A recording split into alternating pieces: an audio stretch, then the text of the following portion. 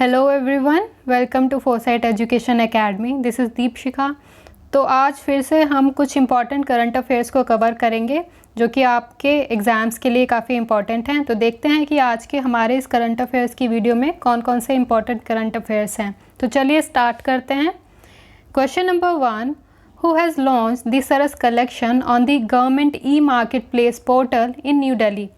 New Delhi में government के ई market place portal पे एक सरस कलेक्शन लॉन्च किया गया है। वो किसने लॉन्च किया है? Options are Narendra Singh Tomar, Rajnath Singh, R K. Singh या फिर पीयूष गोयल। तो क्वेश्चन नंबर 1 का राइट आंसर है ऑप्शन ए, नरेंद्र सिंह तोमर।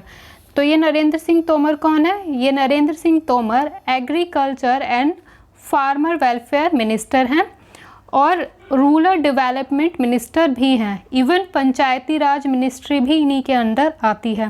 तो एक बार फिर से दोहरा लेते हैं। नरेंद्र सिंह तोमर के पास कौन कौन सी मिनिस्ट्रीज़ हैं?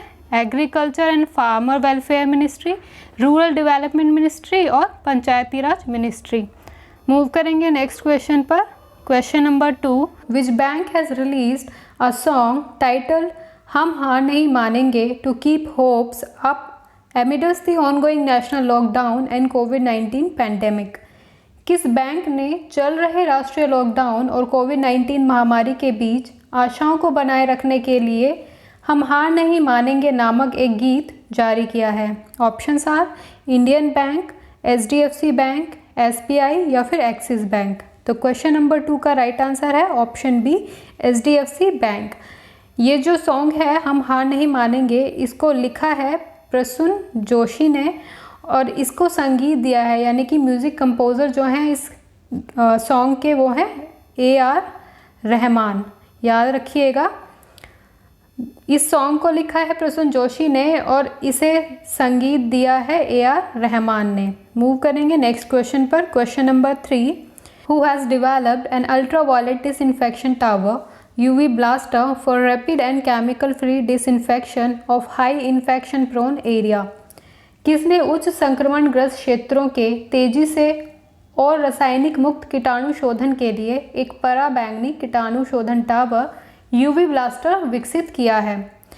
अगर इसे सीधा सीधा कहा जाए तो इस क्वेश्चन में आपसे ये पूछा जा रहा है कि किसने एक ultra violet disinfection tower UV blaster को डेवलप किया है? Options are Indian navy, ISRO, CSIR या फिर DRDO। तो क्वेश्चन नंबर 3 का राइट आंसर है ऑप्शन डी, DRDO। तो यहाँ पर अगर आपसे पूछा जाए DRDO की फुल फॉर्म क्या है तो आप सभी को पता होगा, ऐसा मेरा मानना है। और वो फुल फॉर्म क्या है? Defence research development organisation. तो अब हम जानते हैं कि इसका इस्टेब्लिशमेंट कब हुआ था। इस्टेब्लिशमेंट हुआ था इसका 1958 में और DRDO का जो हेड क्वार्टर है वो कहाँ पर है? वो है इसका न्यू दिल्ली में। चलिए मूव करते हैं नेक्स्ट क्वेश्चन पर। Question number 4, Maulen Ashimbayev has become speaker of which countries upper house. Maulen Ashimbayev किस देश के उच्च सदन के अध्यक्ष बनाए गए हैं? Options are Uzbekistan, Kazakhstan, Tajikistan या फिर तुर्कमेनिस्तान। तो क्वेश्चन नंबर 4 का राइट आंसर है option B, Kazakhstan. Maulen Ashimbayev जो हैं वो कजाकिस्तान के अपर हाउस के अध्यक्ष बनाए गए हैं। तो यहाँ पर जान लेते हैं कि कजाकिस्तान की जो कैपिटल है उसका नाम क्या है। कजाकिस्तान की कैपिटल का नाम है नूर सुल्तान। चलिए मूव करते हैं नेक्स्ट क्वेश्चन पर। Question number 5, in which city 2021 aquatics world championship will be held in 2022। जो एक्वेटिक्स वर्ल्ड चैम्पियनशिप 2021 में होने वाली थी, अब वो 2022 में किस शहर में होगी? Options are Fukuoka Japan, Nagoya Japan, Birmingham UK या फिर त्रिनिदाद एंड टोबैगो। तो क्वेश्चन नंबर 5 का राइट आंसर है ऑप्शन ए, फुकुओका जापान। तो ये एक्वेटिक्स वर्ल्ड चैम्पियनशिप किसके द्वारा ऑर्गेनाइज़ की जाती है? ये ऑर्गेनाइज़ की जाती है इंटरनेशनल स्विमिंग फेडरेशन के द्वारा और इसका एक नाम भी है, इसका नाम है फीना। फीना जो फेडरेशन है वो एक इंटरनेशनल स्विमिंग फेडरेशन है और इसका हेडक्वार्टर कहाँ पर है? हेडक्वार्टर है इसका स्विट्ज़रलैंड के लॉसेन में, याद रखिएगा स्विट्ज़रलैंड के लॉसेन में इसका हेडक्वार्टर है। तो यहाँ पर हमने बात की एक्वेटिक्स वर्ल्ड चैम्पियनशिप की। लास्ट के वीडियोज़ में मैंने आपसे बात की थी कॉमनवेल्थ गेम्स की और कॉमनवेल्थ यूथ गेम्स की। तो हम एक बार उनको भी रिपीट कर लेते हैं कि वो कब होने वाले हैं और कहाँ होने वाले हैं। तो CWG यानी कि कॉमनवेल्थ गेम्स 2022 होने वाले हैं आपके बर्मिंघम में, यूके के बर्मिंघम में। और जो CWYG यानी कि कॉमनवेल्थ यूथ गेम्स जो होने वाले हैं वो होंगे आपके 2023 में। और कहाँ पर होंगे? ये होंगे आपके त्रिनिदाद एंड टोबैगो में। तो चलिए मूव करते हैं अपने नेक्स्ट क्वेश्चन पर। Question number 6, which among the following has organised an ideathon on the future of river management. तो क्वेश्चन में आपसे पूछा गया है कि निम्नलिखित में से किसने the future of river management पर एक आइडियाथॉन का आयोजन किया है। Options are rural drinking water programme, national mission for clean Ganga, river conservation programme या फिर इंटरलिंकिंग ऑफ रिवर्स प्रोग्राम। तो क्वेश्चन नंबर 6 का जो राइट आंसर है वो है आपका option B, national mission for clean Ganga. Question number 7, which Indian photographer has won the Pulitzer Prize 2020 for Kashmir coverage? किस इंडियन फोटोग्राफर को कश्मीर कवरेज के लिए पुलित्ज़र प्राइज़ 2020 दिया गया, यानी कि किस फोटोग्राफर ने पुलित्ज़र प्राइज़ 2020 जीता। ऑप्शंस आर चन्नी आनंद, मुख्तार खान, दर यासीन या फिर ऑल ऑफ दीज। तो क्वेश्चन नंबर 7 का राइट आंसर है option D, all of these. ये तीनों ही इंडियन फोटोग्राफर जो हैं चन्नी आनंद, मुख्तार खान और दर यासीन, इन तीनों ने ही कश्मीर कवरेज की थी। आर्टिकल 370 के हटने के बाद, कश्मीर में आर्टिकल 370 लगाया गया था, उसको जब हटाया गया तो उसके बाद के जो हालात हुए कश्मीर में उसकी कवरेज की थी इन तीनों फोटोग्राफर्स ने, इसीलिए इन्हें पुलित्ज़र प्राइज़ 2020 दिया गया। अब यहाँ पर पुलित्ज़र प्राइज़ का नाम आया है तो हम एक बार जान लेते हैं कि पुलित्ज़र प्राइज़ कब शुरू हुए और ये कहाँ से शुरू हुए।